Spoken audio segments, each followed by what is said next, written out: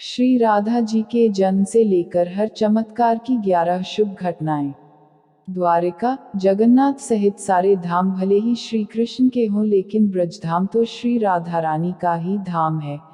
उसमें भी वृंदावन में तो राधा जी साक्षात विराजमान हैं। श्री राधा जी का जिक्र विष्णु, पद्म पुराण और ब्रह्मवैवर्त पुराण में मिलता है। इसके इत्र भी मान्यता और किंवदंतियों प्रचलित हैं।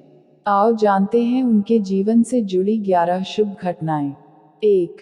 जन्म स्थान, राधा जी का जन्म बरसाने में हुआ था। यह भी कहते हैं कि राधा जी का जन्म यमुना के निकट स्थित रावल ग्राम में हुआ था और बाद में उनके पिता बरसाना में बस गए। 2. जन्म तिथि, पुराणों के अनुसार भाद्रपद की अष्टमी तिथि को श्री कृष्ण का जन्म हुआ था और इसी माह के शुक्ल पक्ष की अष्टमी को देवी राधा का जन्म भी हुआ था। 3. जन्म नाम, पद्म पुराण के अनुसार राधा वृषभानु नामक वैश्य गोप की पुत्री थी। उनकी माता का नाम कीर्ति था। उनका नाम वृषभानु कुमारी पड़ा। 4. प्रथम मिलन, दक्षिण में प्रचलित कथा के अनुसार श्री राधा ने भगवान श्री कृष्ण को तब देखा था जबकि माता यशोदा ने उन्हें औखल से बांध दिया था।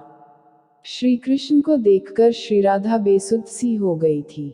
उत्तर भारतीय मान्यता अनुसार कहते हैं कि वह पहली बार गोकुल अपने पिता वृषभानु जी के साथ आई थी, तब श्री कृष्ण को पहली बार देखा था। कुछ विद्वानों के अनुसार संकेत तीरथ पर पहली बार दोनों की मुलाकात हुई थी। 5. मुरली की धुन सुन बेसुध हो जाती थी राधा जी। कहते हैं कि श्री राधा के परिवार को जब पता चला कि यह श्री कृष्ण की मुरली सुनकर उनके प्रेम में नाचती हुई उनके पास पहुंच जाती है और फिर सभी गोपियों के साथ नृत्य किया जाता था, कभी मधुबन में तो कभी निधिवन में। यह देखकर उनके माता पिता ने श्री राधा को घर में ही कैद कर दिया था। 6. महाराज, श्री कृष्ण ने अपने साथियों सहित एक दिन उन्हें रात में कैद से मुक्त कराकर उद्धव और बलराम सहित अन्य सखियों के साथ रात भर नृत्य किया था। यह रात पूर्णिमा की रात थी जब महारास हुआ था। बाद में श्री राधा की मां राधा के कक्ष में गई तो राधा उन्हें वहां सोते हुए मिली। भगवान श्री कृष्ण से श्री राधा लगभग 5 वर्ष बड़ी थी। श्री राधा एक सिद्ध और संबुद्ध महिला थी। 7. प्रेम की निशानी, भगवान श्री कृष्ण के पास एक मुरली थी जिसे उन्होंने राधा को छोड़कर मथुरा जाने से पहले दे दी थी। राधा ने इस मुरली को बहुत ही संभाल कर रखा था और जब भी उन्हें श्री कृष्ण की याद आती तो वह यह मुरली बजा लेती थी। श्री कृष्ण उसकी याद में मोरपंख लगाते थे और वैजंती माला पहनते थे।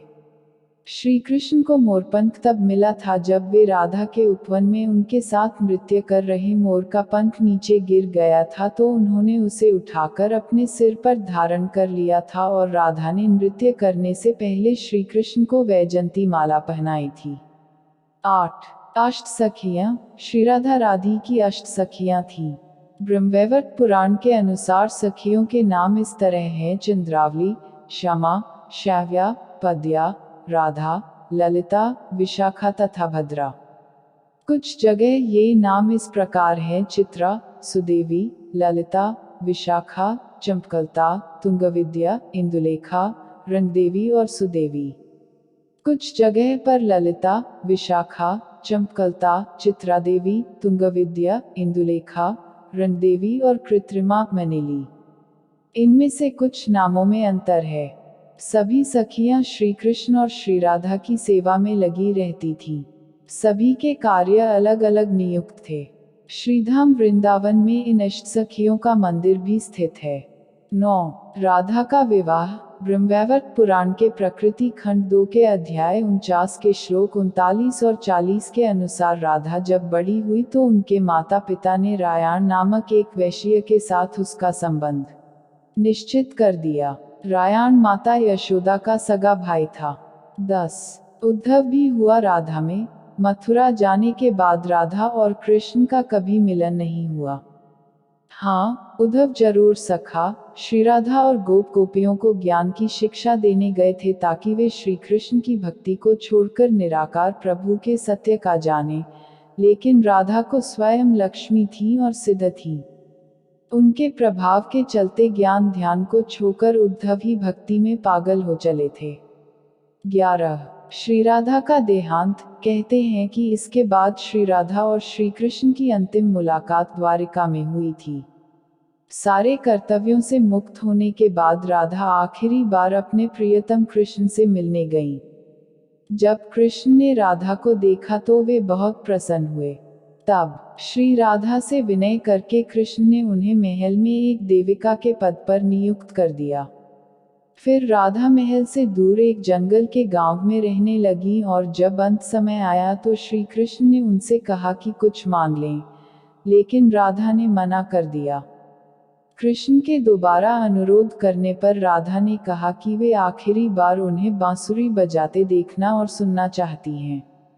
श्री कृष्ण ने बांसुरी ली और बेहद सुरीली धुन में बजाने लगे।